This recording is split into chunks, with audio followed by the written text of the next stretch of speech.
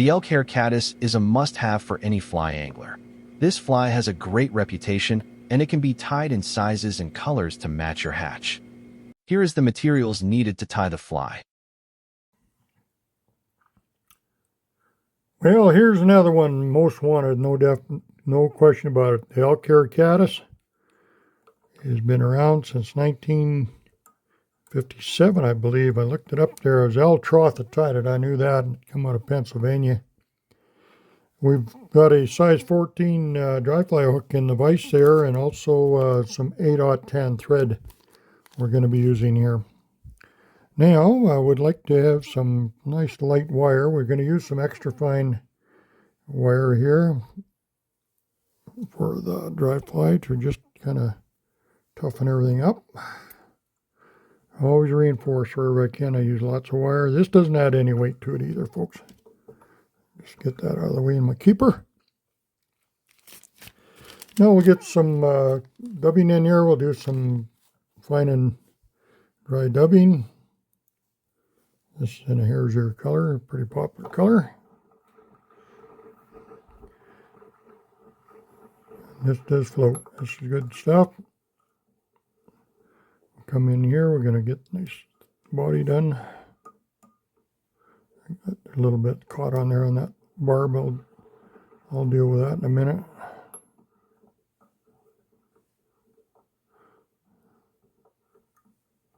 There we go.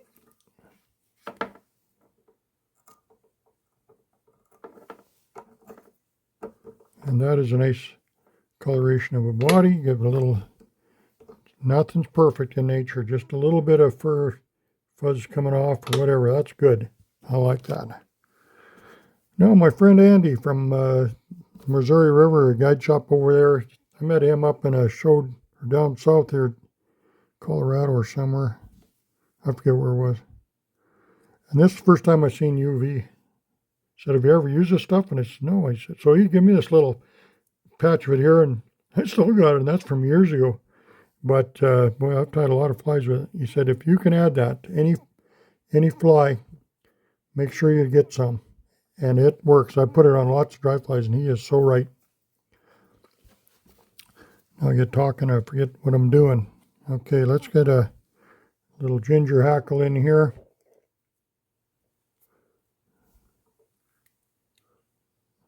I'm going to tie it back behind the eye a little bit. Leave a little more room for my head. Okay. Nice little super saddles. These are just micro barbs. Great hackles. So we're going to come through and get our nice spacing on there so we don't wrap anything down. Just pinch that off.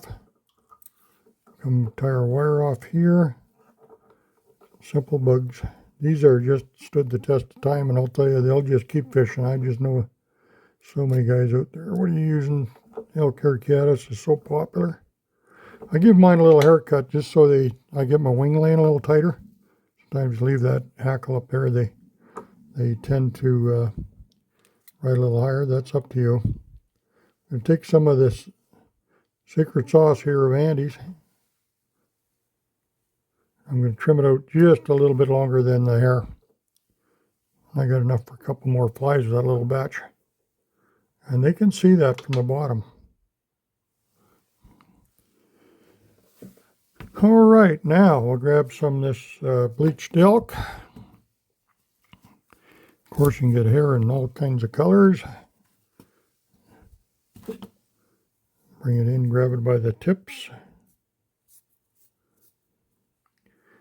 I like the point I was making with my friend there to give me this UV and going to shows and whatever. That's been really nice. I've enjoyed getting to some shows over the years and meeting lots of new people.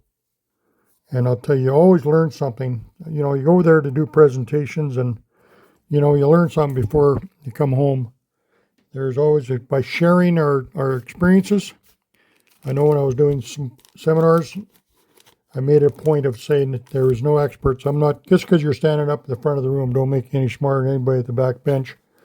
There's some people in there. There's a lot of experience sitting in the rooms. We all learn a lot from what we do when we're fishing, and you just retain that, or like I said, pass it on is really the whole focus of this podcast. And I like to share what I can, and this is not something I've all learned. It's been shared with me, so I'm just passing on some of you young guys or new people, or maybe you've been fishing a long time or something you haven't not aware of. So that happens to all of us.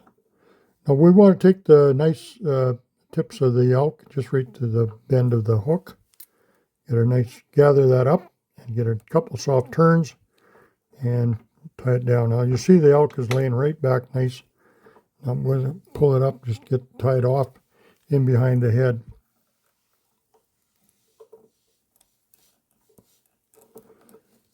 So I am really do encourage each and every one of you to, if you see somebody out there struggling, if you give them a little bit of help or whatever, and you new guys too, I've always said if you meet somebody on the river or whatever, you need some help, most fly guys are really good people. I've run across some of the finest I've ever met. And if you tell them you're a newcomer and you're just starting or whatever, they'll usually spend a little time with you and help you out. But if you walk in on their pool and you start, if you're not using right etiquette, you're not on the right foot, so it isn't going to play that well. So let's talk about some etiquette. We're going to do that in one podcast for sure.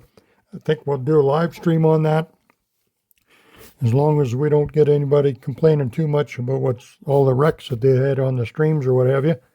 So it's just a matter of people being aware of it and of what's going on, because I know as a newcomer, there's a lot of things you're not aware of what needs to be done, or we all stumble through it. So let's share. We're all going to be better off for it. So thanks for watching these podcasts, and we'll get on to the next fly for you. Thanks for joining us today. Subscribe to Brent's YouTube channel and Fly Fishing Pass It on video podcasts, and follow him on X and Sport Fishing on the Fly.